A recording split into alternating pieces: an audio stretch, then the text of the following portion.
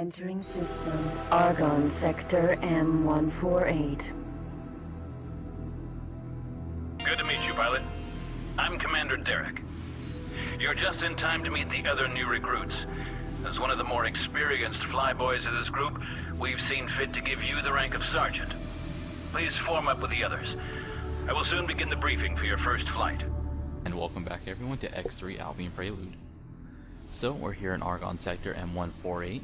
This is the heavily militarized sector in Terran conflict that you did not have access to unless you started the Operation Final Fury plotline. Lots of stations here selling weapons and whatnot. It's actually not a bad place to arm your ships. It's also not a bad place to build one of your own iron mines. Or ore mines, I guess. They don't really say what kind of ore it is. So we're going to park here and get a talk down to the guy in charge. Unfortunately, I am not a good parker. So give me a second here. Well, it seems you nuggets can at least follow waypoints. I'm Commander Derek, the commanding officer of Argon Special Task Force 87. Well, I'm sure you all know the challenges we face. I want to reiterate our duty in defending the Argon Federation and her allies. We are at war with an enemy we all know too well. The Terrans, our brothers in blood. Our job is to forget that and just protect our civilians and our territory. Be this on the front line, escorting freighters, or deploying laser towers at every gate from here to Argon Prime.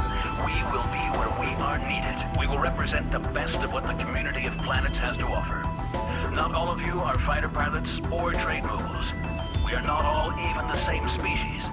And that diversity is what makes us strong in fighting for this common goal. Now, that's enough for the rousing speeches. We've got work to do. Several sectors of the Argon-Terran border are in a state of conflict. We have a network of agents on installations throughout these sectors who are offering tasks which need immediate attention. Do your best to help bail these souls out of the Greyzola until we contact you for task force duty. Good luck out there, pilots. Show those Terrans what the best of the Commonwealth can do. Alright, so our next quest is to aid the war effort. That requires us going to these red sectors and either fighting off the Terrans or doing quests at the stations that are spread around. It's actually going to take a bit for me to find a real battle, so I'm going to cut here in a minute. And hey, look at what I just wandered in on. Terran versus Argon battle right down here, with lots of big ships as well. Look at all that. Unfortunately, it's by the warp gate. That is kind of a downside in how the combat is going to work here. Is each ships, each force comes and leaves through the warp gate, so you just get kind of like this spawn camp thing going on where everyone's just at the warp gate and ships are getting blown up as they come in, if not outright ramming into other ships as they warp in, or the AI crashing into the ring of the warp gates. It's kind of a mess. It's kind of a sad thing. No Argon. And man, look at them explosions. Argon, Terra, Let's get involved in this fight, shall we?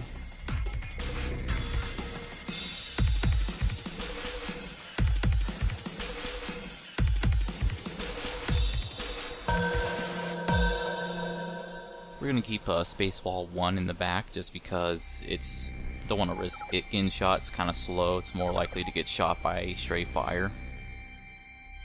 We're of course gonna bring Foghorn along with us, and let's see what we can do in this fight. And you'll notice the game will kind of slow down. It's just because there's so much going on. I mean, look at this. See all those explosions and shit. All these ships flying around. It's all these lasers. It's great. I love this. In my opinion, this is where the game can truly shine if it was able to handle big fights better. I mean, just look at this. Hey, that had better have been an accident. God, it's beautiful. As an aside, the Terrans will keep saying stuff to us because they are quote-unquote friendly to us. Because we were like at neutral relations with the Terrans with our start, I guess. But, you know, it's Argon and the Commonwealth versus the Terrans. So for plot reasons, well, why don't we just, you know, be fighting the Terrans? Also because one downside I felt to this game in Terran conflict is you had to be friendly to everyone, and there wasn't really much conflict going on. Now, this ship over here managed to sneak behind us and start attacking Spaceball 1. Sneaky little fucker. I'm gonna go help him out here, even though we do have a friendly ship helping us out. You may have noticed I've been using 2 different guns lately. If you look on the left corner, you'll also see now it's showing 4 lighted up weapons, with 2 of them in the middle being dull, and now they're lighted up because I selected them.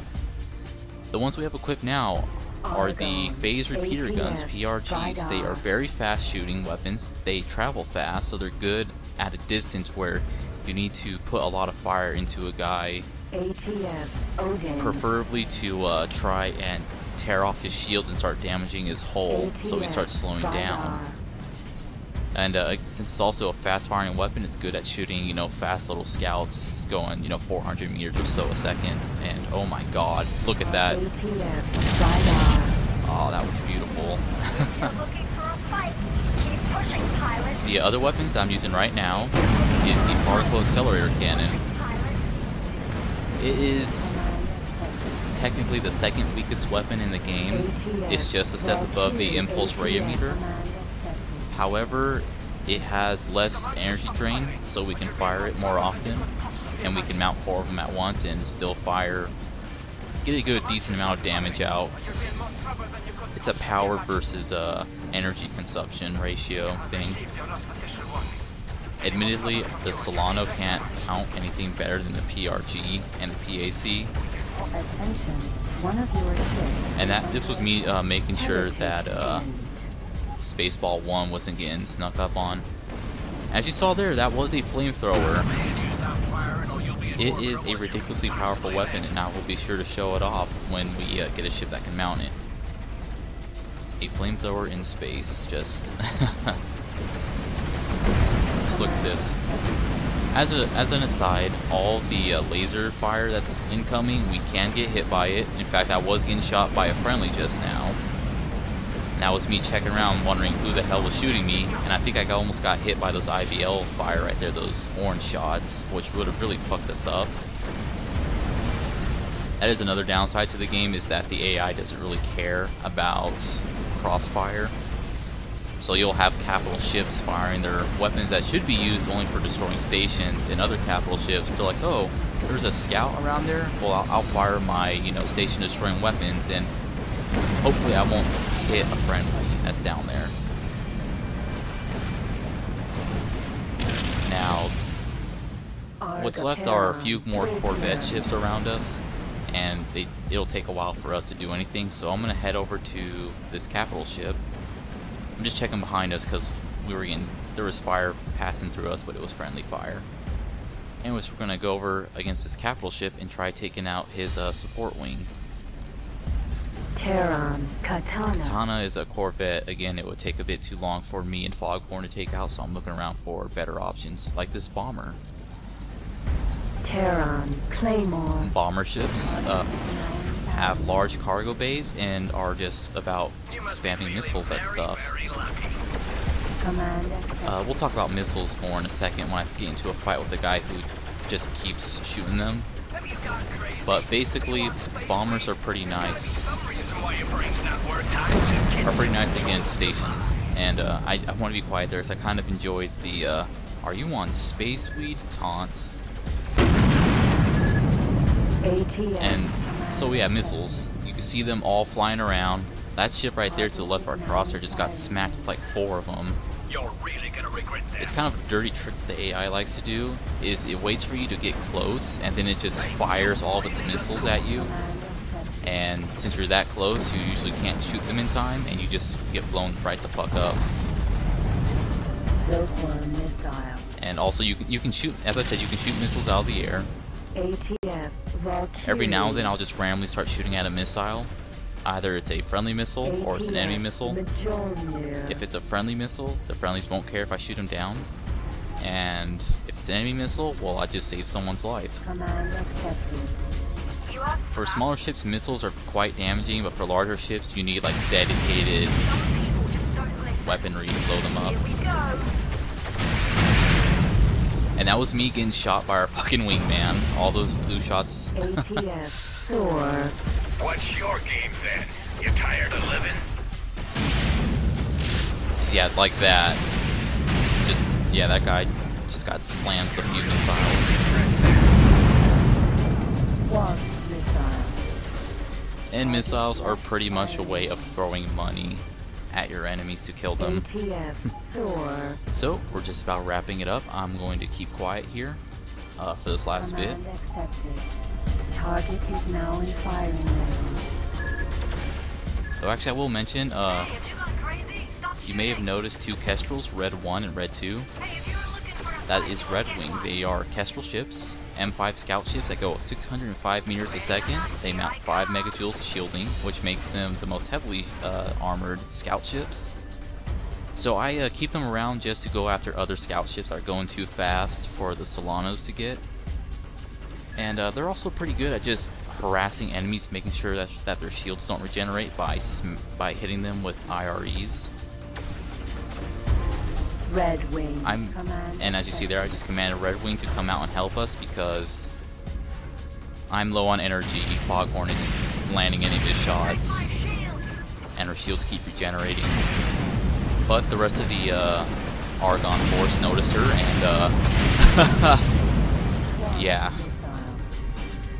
Alright everyone, I hope you enjoyed that combat as much as I did.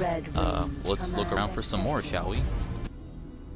Actually, it turned out that last little bit of combat was enough for us to continue in the storyline. So, we're back here in Argon M148. You may notice that we have picked up a second ship now.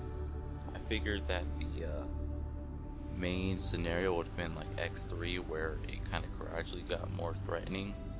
But we're fighting capital ships from the word go, so I picked up a few more ships to help us out. You'll notice on the left here we have a second Zephyrus. His name is Garvin. Zephyrus. You will hate me when you learn why I've named him Garvin. He is going to be holding Red Wing for us. Zephyrus. Still have good old Spaceball 1 here. We are also flying a different ship too. I have renamed our ship and our wingman, Eagle 5 and Foghorn. We are in a Nova Raider, the Raider variant of the Nova, which means that it is faster than a regular Nova, carries 8 forward guns, and on the rear it carries a single gun that is AI controlled, perfect for shooting down enemy missiles. Now let's try out one of our weapons, the 6 forward ones. I'm sorry, the 8 I mean. 3 of them hold the Plasma Burst Generator. It is a flamethrower. It is the most ridiculously powerful weapon in the game. And I'm sorting out the weapon groupings right now. This allows us to only have certain lasers fire when we select that group. So for every second an enemy is inside of those flame clouds, they take damage. And if you're not outright killing a ship, it will die in a few seconds unless it gets out of there ASAP. So over here to our side is our wingman, Foghorn. Nova Raider. To the side of him are the newly named Solanos, Dutch and Lucky. They are a part of Goldwing. And Red Wing, as I've said, is staffed by Kestrel. These ships are M5 scout ships. They hold 5 megajoules of shielding, making them the most heavily shielded scout ships in the game. They carry 4 guns, 2 forward, 2 in the back turrets. I have them equipped with PACs because I may be wrong on this, but I do believe that the AI is not held. It's not restricted by energy users like us. So I wanted to go ahead and command our ships to go back into their Zephyruses while I go on ahead and dock at that nearby military station. Military dock. Goldwing, command accepted. I wasn't able to catch it, but basically Genferco, which is another headquarter in this game, another corporate I should say, has been having shady dealings with the Terrans, and we need to go check it out. Docking granted. Command accepted. And just a note, because I forgot to mention it, the Nova Raider also has 75 megajoules of shielding, and it is an M3, while the Solana also has 75 megajoules of shielding despite only being an M4. Military outpost.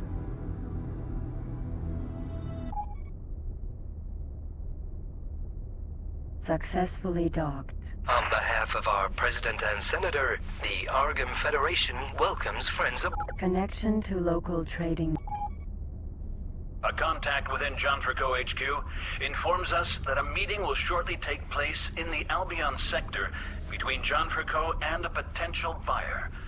All signs point to a demonstration of new technology developed in Albion. You will wait in Albion for the meeting to take place and report back on the proceedings.